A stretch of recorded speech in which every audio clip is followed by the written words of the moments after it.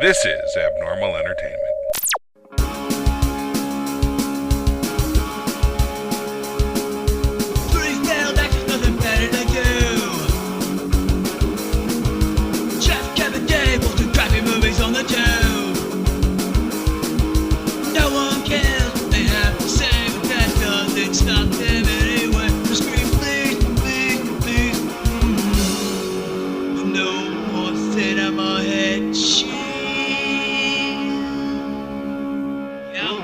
Welcome, everybody, to the Cinema Head Cheese Podshort. This is Kevin Moyers, and this week I'm going to talk about Derek, which is a Netflix original series. Season 2 just came out. Hopefully you guys have had the chance to check it out. This is a show that stars Ricky Gervais as a, we'll say less than intelligent, book-wise,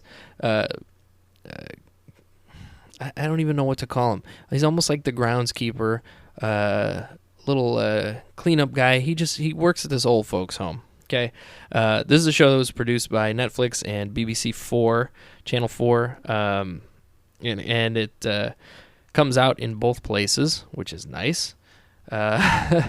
It's a good little addition to the Netflix original series family, and if you have listened to this show for a while, you know that I am a big fan of what Netflix does with its original stuff.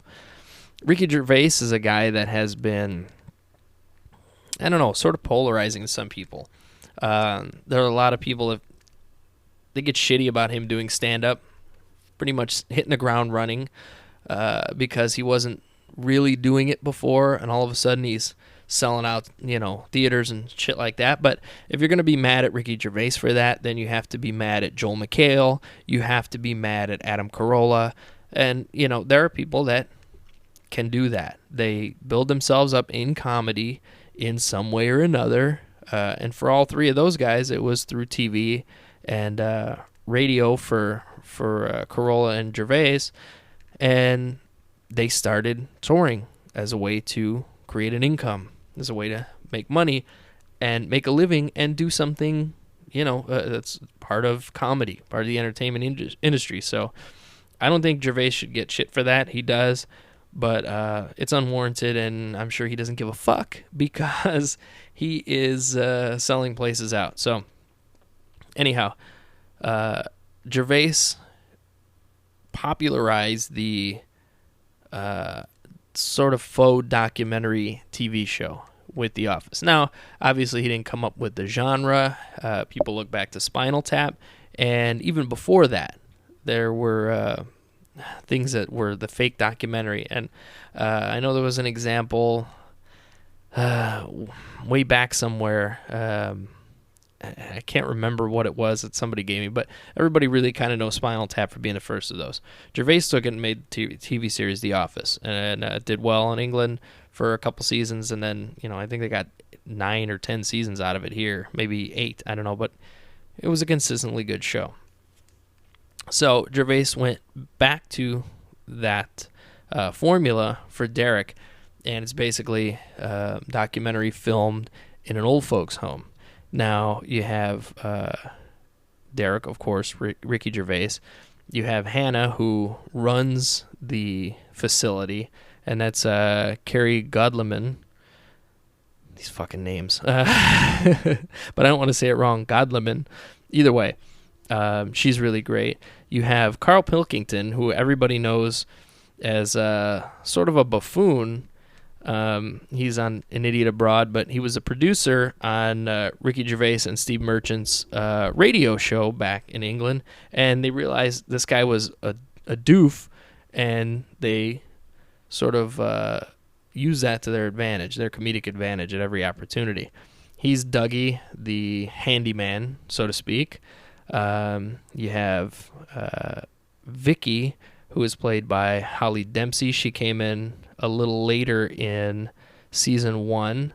And you also have Tom, who is Hannah's boyfriend, but Brett Goldstein. He's still in. He was in every episode of season 2.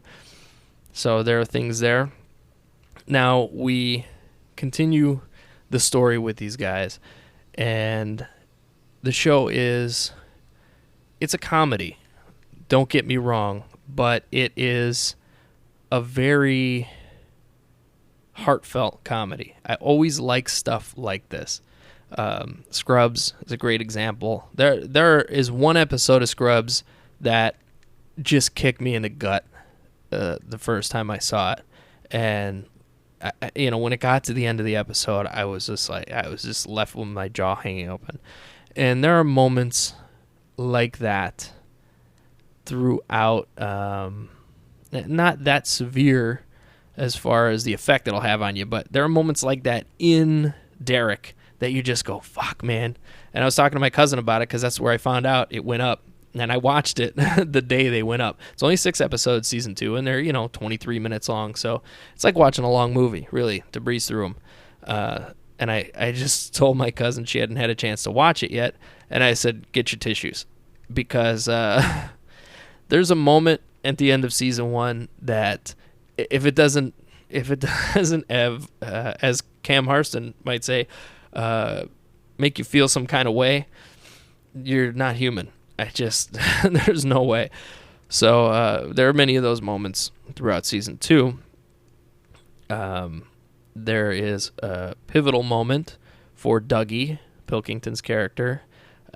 David Earl, who plays Kev, who's basically a ne'er-do-well friend of Derek and Dougie, has some really great moments. I mean, the guy is just an alcoholic buddy who hangs out, and he's a pervert, and he's a freak. And by the way, I love that there are 2 characters named Kev on great television shows right now who are sort of ne'er-do-well shitheads who have a little heart to them. You have Kev on Derek, and you also have Kev on Shameless, who is probably one of my 3 favorite characters on that show. So, but yeah, Kev and Derek has some really great moments, and they dip into his character a lot more in this short little stretch of episodes. I don't want to give away much, but spoiler here, if you have not yet seen season 1, I'll give you a second to pause this thing, but Derek's dad moves into the community for season 2, and there's a lot of great stuff between his dad, Anthony. There's a lot of great stuff between the 2 of them, and I really like that. You see Vicky grow. You see the relationship between Tom and Hannah change a couple different ways, honestly. So it's definitely worth a watch. I'm going to say that Netflix has continuously done great things with their original series.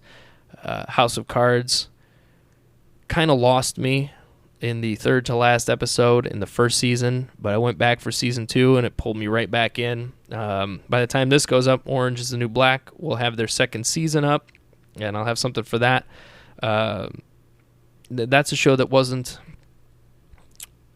great, but it was still really good and has a lot of places it can go. Just for crazy eyes, that's worth watching. So I'm enjoying what Netflix is doing here.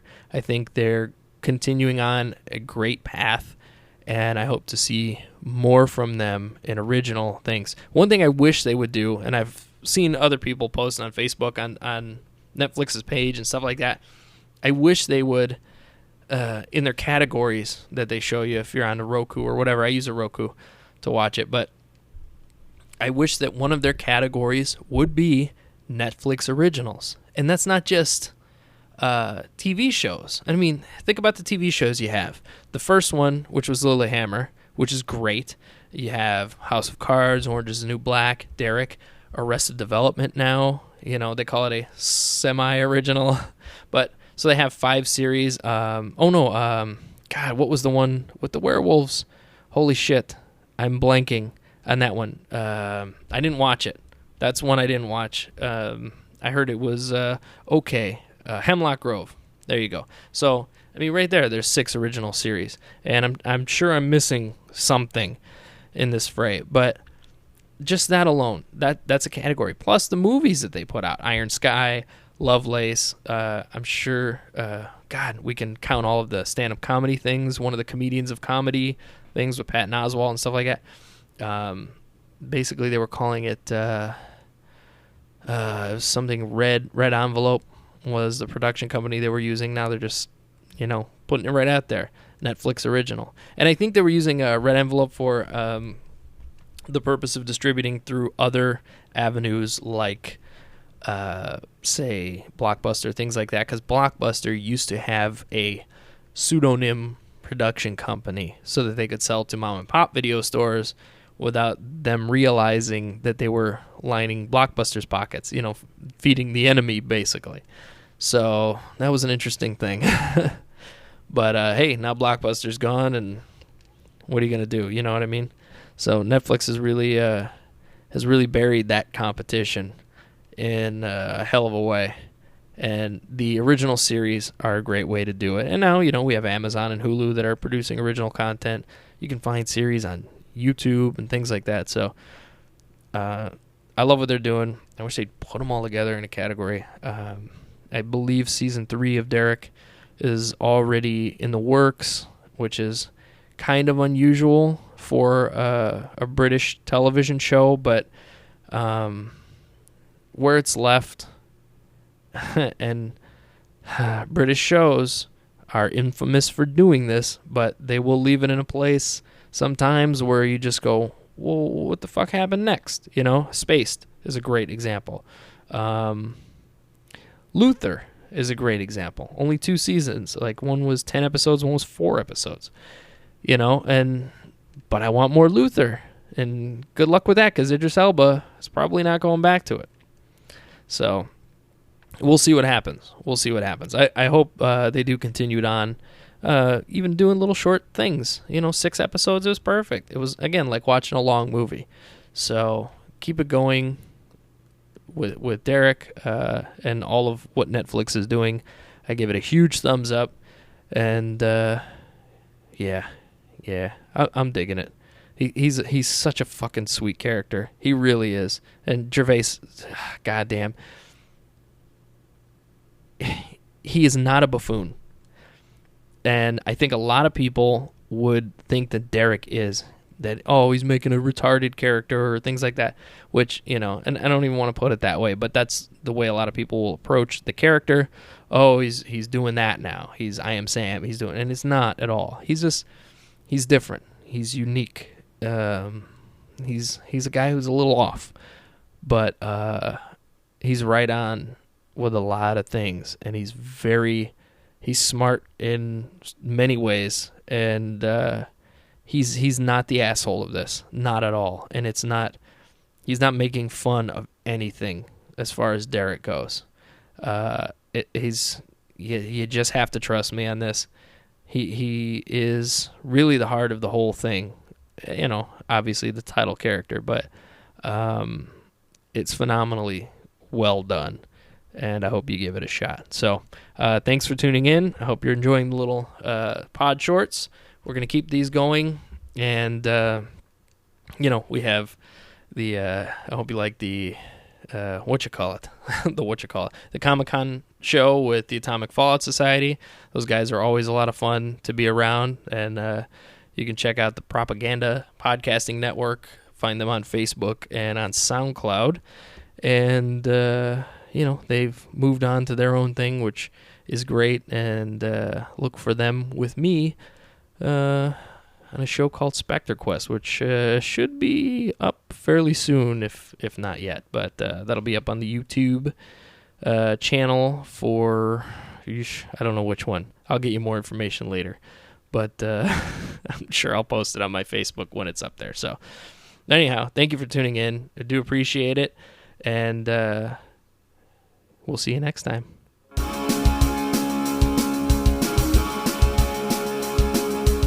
Subscribe and download back episodes of Cinema Head Cheese the podcast, and read all of our movie reviews and news at cinemaheadcheese.com. Email us at cinemaheadcheese@yahoo.com. Search Cinema Head Cheese on Facebook and tweet us at CINHeadCheese. And for more podcasts, books, comics, blogs, and videos, head to abnormalentertainment.com. You've been listening to the Abnormal Entertainment Network.